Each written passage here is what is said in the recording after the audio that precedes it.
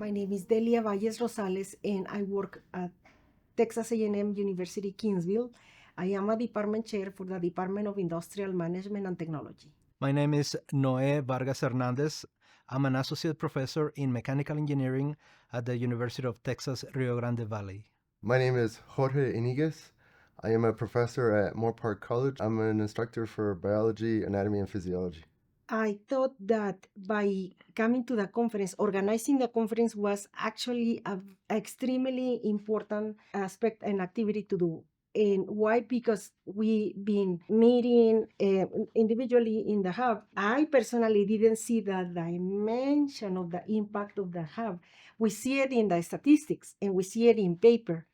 But coming in here this week to Albuquerque was extremely impacting to see how people, they actually were impacted by the grant in different ways.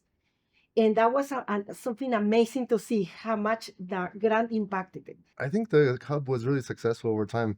Originally, the hub was envisioned to help students retain students and improve their educational outcomes. And one of the things that the hub tried to do was target two-year universities. And I think the hub did a great job of having or giving them the knowledge and tools to build capacity to be able to apply to NSF grants. So if you look at the statistics, there was a significant improvement as to the amount of two-year colleges that were able to apply and successfully obtain grants through the NSF. I come from the University of Texas, Rio Grande Valley. We have more than 30,000 students. It's 90% Hispanic. Most of them is Mexican-American origin. We have a challenge that it's serving our Rio Grande Valley community. These challenges are socio-economical. Our students, they bring a different set of assets to the table. We need to help them excel. That can be challenging. That's our mission, to help our students to achieve this level of excellence for their next step. That can be in the professional career or graduate studies or becoming entrepreneurs. One of the things that the hub was being able to do was career advancement.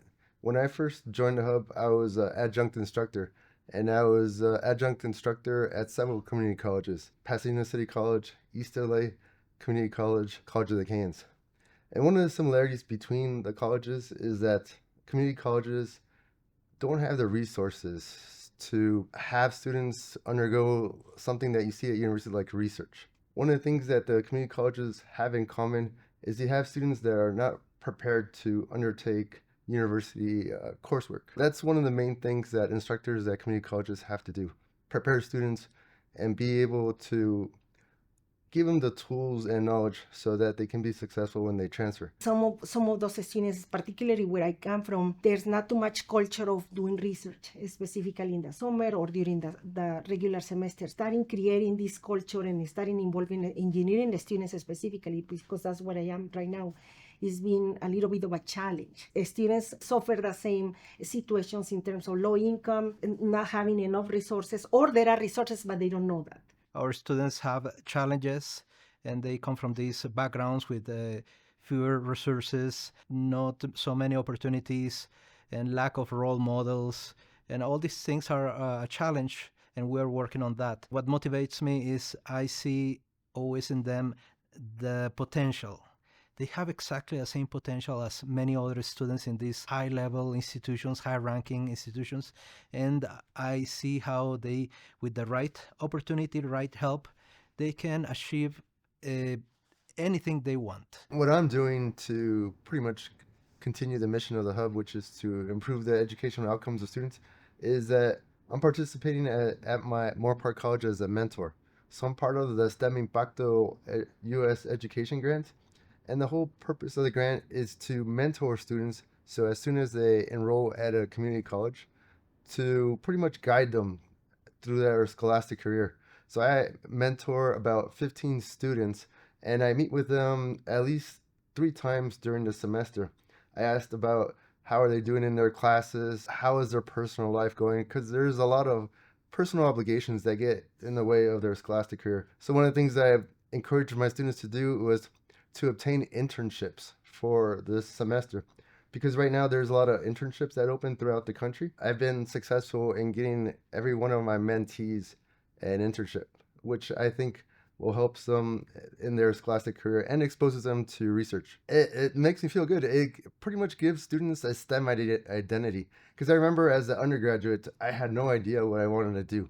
And then one day, Maria Elena Zavala, she was actually my master's advisor. And I met her and she said, "Oh, you should become part of this program." And it was the MBRS program. I joined the program, and it was one of the best experiences of my life.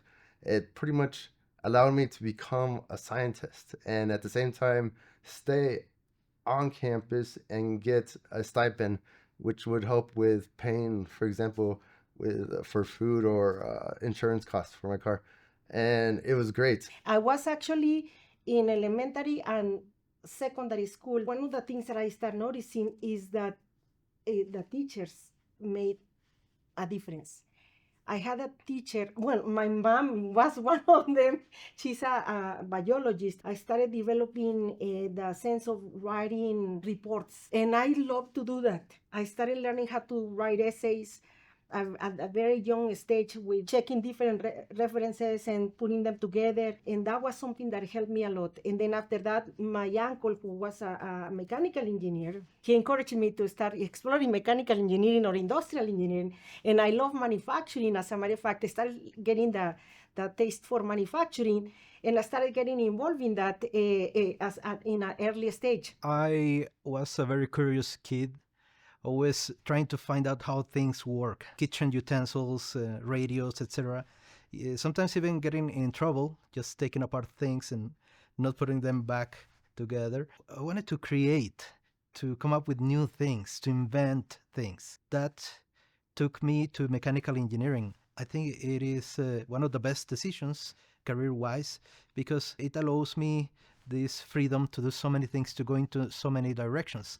Now I understand more. As an engineer, we can be really true agents of change. I really didn't have much of a role model at home. I mean, my parents never went to high school. In my high school biology course, my instructor, he would just show us Nat Geo videos.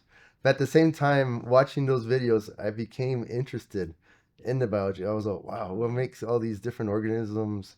Why are they different? Inside the classroom, we had two turtles. And I remember I volunteered to take care of the turtles, and I would just observe them. So that's where I became intellectually curious about just biology. The organizers, the hub team, they do an amazing job. Attendees like me come to the events, all these events in these years, and we collect all this information, ideas, and we network, and we take these seeds. And then we go back to our institutions. We grow these projects and proposals and ideas, and we also transfer these to our students. So I think we transfer all this, what we acquire here. It's also this sense of community. That's what I take from this experience, that I have friends, that we have a common objective. I think that's one of the important things that we're given the opportunity to network. We did build a community because one of the things that I found was at my college, we need to pretty much put together a Aya cook, and I have no idea as to how to go about it. And then I was able to network with other instructors, and they offered themselves to give me their protocols that I can use at my college.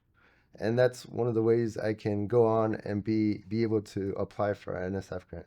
It is an space to not just network, but also it is an open space to express different ideas, like a community, to definitely realize that you are not alone out there, that you have somebody that is actually going through the same difficulties, with the students having very similar problems. You can make things happen, and you see examples in here that things can happen and things can be doable. When I became a professor, it was about you come up with your own ideas and keep working with that. I didn't have this support when I was an assistant professor. I didn't see that. What I see in the conference is a group of leaders. I believe that we have this call to become leaders of our community. We need more leaders that look like us, that understand, that come from these same backgrounds. Sometimes we think that someone else from some other place, maybe a charismatic leader, is going to come and solve our problems or rescue us. It is us. We need to become those role models. We need to become those leaders. That's what I see in this conference.